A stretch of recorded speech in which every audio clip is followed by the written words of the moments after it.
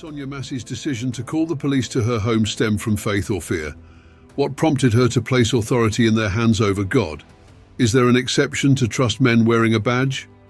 Hold these questions as we dive into biblical insights. In psychology, fear is often seen as the primary catalyst that spurs action. Out of fear for their lives, the Israelites handed over authority to Nahash the Ammonite by trying to make a covenant, offering themselves to serve under his rule. Nahash recognized the opportunity to aggravate that fear by threatening to thrust out the Israelites' right eyes. Faithless as these Israelites were, God intervened by using fear similarly on his people, threatening their financial stability for a greater purpose. As the Spirit of the Lord came upon Saul, in his anger he took a yoke of oxen and hewed them in pieces, and sent them throughout Israel by the hands of messengers, saying, "Whosoever cometh not forth after Saul and after Samuel, so shall it be done unto his oxen." And the fear of the Lord fell on the people, highlighting that this feeling often becomes the main driving force when faith is absent, causing us to make poor decisions, aligning with psychological insights. Previously, that generation of Israelites in their faithless state asked Samuel for a king to rule over them and provide protection and guidance, thus placing their trust in a man instead of God. Yet deeply pained by rejection, the Lord strived to protect his children by choosing the humblest man among them, Saul, to ensure they kept his commandments to safeguard them. The chosen one, Saul, saw his people fearful and distressed as the Philistines gathered themselves together to fight with Israel, people as the sand which is on the seashore in multitudes. Realizing his troops had left him, Saul felt his fear rise as the enemy army drew near. Reacting to that fear, the chosen one defied the Lord's commandment on the burnt and peace offerings. When Samuel arrived later, he asked Saul in disbelief, "What hast thou done?" And Saul said, "Because I saw that the people were scattered from me, and that thou camest not within the days appointed, and that the Philistines gathered themselves together at Michmash. Therefore said I, the Philistines will come down now upon me to Gilgal, and I have not made supplication unto the Lord. I forced myself therefore and offered a burnt offering." And Samuel said to Saul, "Thou hast done foolishly. Thou hast not kept the commandment of the Lord thy God which he commanded thee." As fear ascends, faith ultimately retreats. They do not align.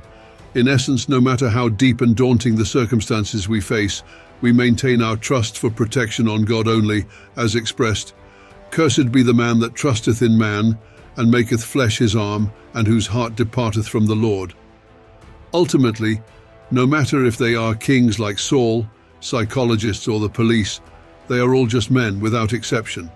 As the Israelites journeyed to Jericho, Joshua's spies met the inhabitant woman Rahab. She spoke of the wonders performed by God from Egypt to their present location. She reported to them the following: "As we had heard these things, our hearts did melt, neither did there remain any more courage in any man." Upon hearing the news, fear drove the inhabitants of Jericho to build a wall around the city to protect themselves. Conversely, Joshua and the Israelites had to remain faithful to the commandments while at their enemies' gates for 7 days. In the context of today's warfare, such strategy is beyond human logic, but they remained fearless.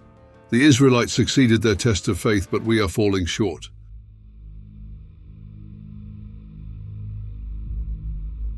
From spotting the prowler to the last unfortunate event, Sonya was also tested. The devil only gains entry into our lives when we, through fear, grant him authority. Upon seeing the prowler, her fear outweighed her faith, initiating the fight or flight response.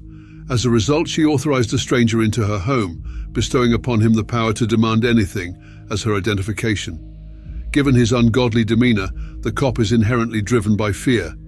His anxiety of a possible fire drove her to switch off the stove. That same fear or fight or flight response caused him to back away as she handled the boiling water, trying to protect himself.